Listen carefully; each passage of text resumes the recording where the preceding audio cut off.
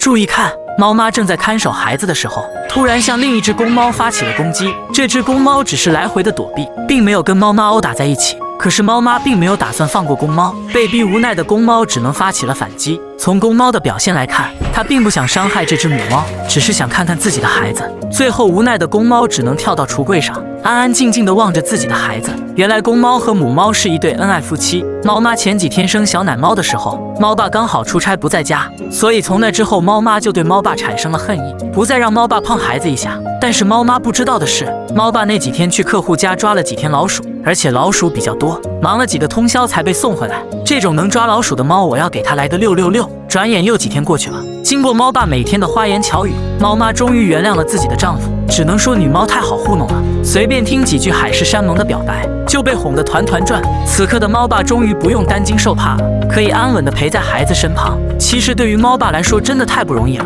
毕竟他是家里唯一的男猫，为了能让孩子和媳妇过上更好的生活，不顾及自己的身体健康，拼命的在外边揽活。这样的猫爸值得我给他点个大大的赞。祝愿小奶猫在猫爸猫妈的照顾下平安快乐的长大。